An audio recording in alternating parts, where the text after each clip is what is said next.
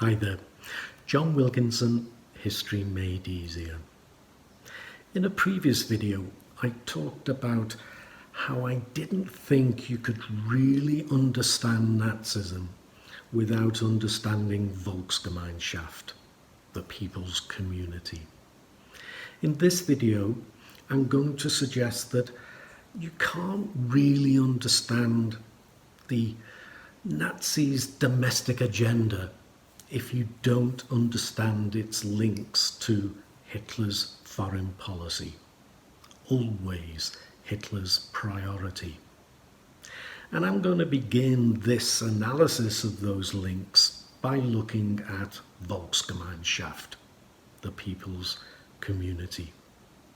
A people loyal, disciplined, obedient, ready for war. The whole notion of self-sacrifice for the good of the nation. Sacrificing yourselves, sacrificing your sons. The notion of blood and soil, of uniting Germans, of Lebensraum. And also the exclusive nature of the people's community. There would be no repeat of the stab in the back in Hitler's Germany. What of the Hitler Youth Movement? The sports, the hikes, the camps, they were there to indoctrinate young Germans, to instill a camaraderie and to instill militarism into those young people. And this only increased as war became ever more likely, ever nearer. But the militarization was only part of it. There was that, again, sense of loyalty, discipline, obedience, all to the Führer.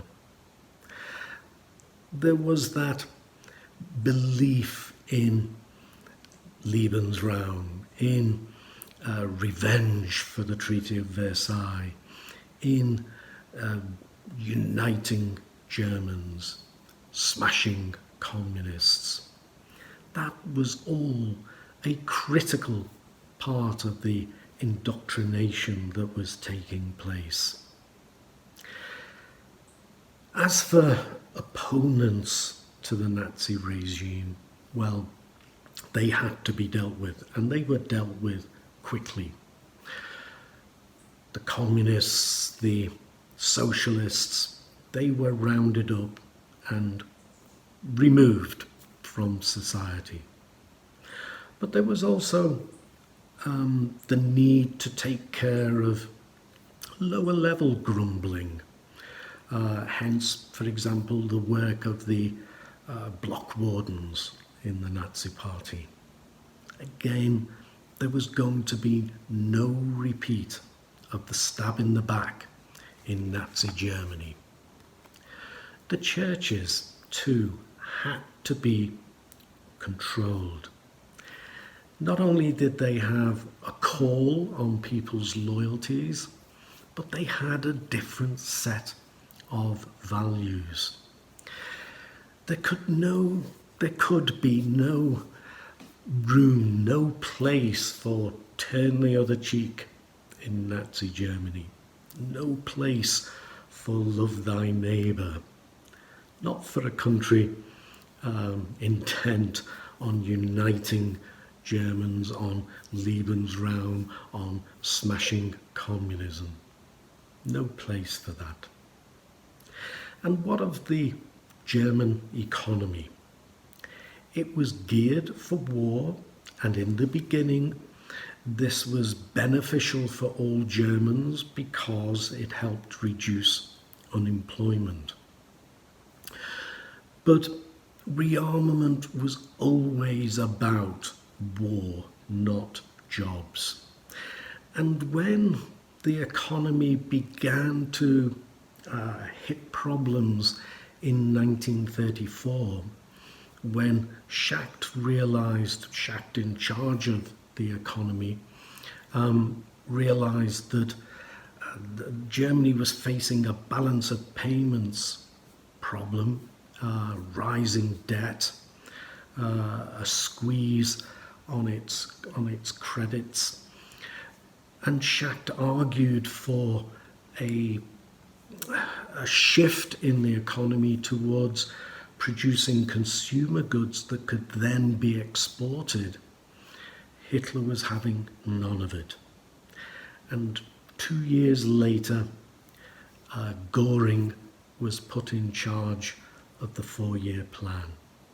The plan that was to get Germany ready for war. Now that was 1936. Germany went to war in September 1939. But that war the war that Germany was preparing for, essentially the war with the West, didn't really happen until May 1940, at the end of that 4-year plan.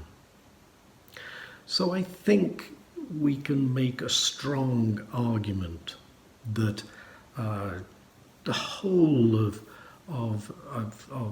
the Nazis' domestic agenda, their domestic policies, always had a very close link to preparations for war.